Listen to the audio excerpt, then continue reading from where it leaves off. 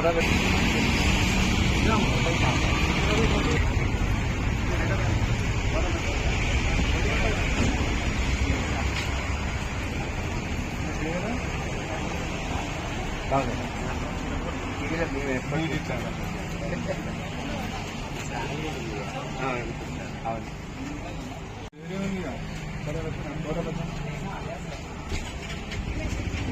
Card ఉందమ్మా లక్ష్మణ్ అన్నది వాళ్ళకి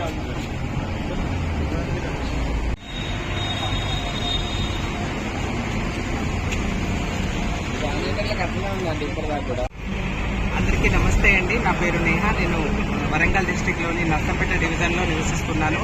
నేను ఒక ట్రాన్స్ మహిళను. నేను గతంలో గ్రూప్ 4 ఎగ్జామ్ కూడా రాయడం జరిగింది. ఆ గ్రూప్ 4 ఎగ్జామ్కి నాకు క్వాలిఫైడ్ మార్క్స్ వచ్చినా కూడా మాకు ఎటువంటి రిజర్వేషన్లు లేకపోవడం ద్వారా నేను జాబ్ని కోల్పోతున్నాను.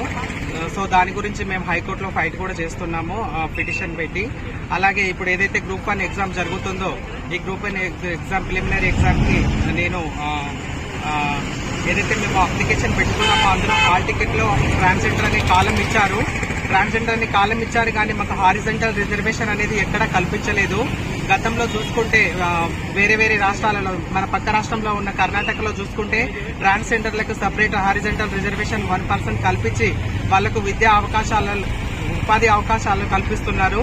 అలాగే మన తెలంగాణ రాష్ట్ర ప్రభుత్వం కూడా, మన తెలంగాణ రాష్ట్ర ప్రభుత్వం ముఖ్యమంత్రి రేవంత్ రెడ్డి గారు కూడా మా గురించి ఆలోచించి పాలసీ లెవెల్లో చేంజెస్ తెచ్చి ట్రాన్స్జెండర్లకి ప్రత్యేకమైన రిజర్వేషన్ కల్పించి ఉద్యోగాలలో అవకాశాలు కల్పించాలని మేము మంత్రివర్యుల గారికి కోరుకుంటున్నాము. ఈరోజు తెలంగాణ మొత్తంలో గ్రూప్ 1 ఎగ్జామ్స్ జరుగుతున్న సందర్భంగా మాలాంటి ట్రాన్స్ ఉమెన్ కూడా ఈ ఎగ్జామ్లో పాల్గొనడం, రాష్ట్రం మొత్తంలో ఒక 3 ట్రాన్స్ ఉమెన్స్ అండ్ ఒక ట్రాన్స్ మెన్గా ఎగ్జామ్కి అటెండ్ అవుతున్నారు.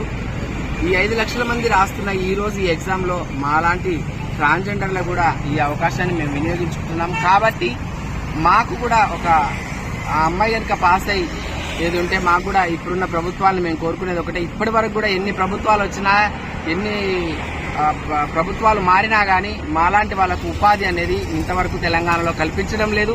కాబట్టి ఈ గ్రూప్ 1 ద్వారా ఒకవేళ సక్సెస్ అయ్యి ఉండేది ఉంటే సక్సెస్ అయిన తర్వాత మాకు కూడా అవకాశం కల్పించాలని రాష్ట్ర ప్రభుత్వాన్ని, గవర్నమెంట్ను కోరుకుంటున్నాను. నా పేరు రంజిత, హన్మకొండ డిస్ట్రిక్ట్.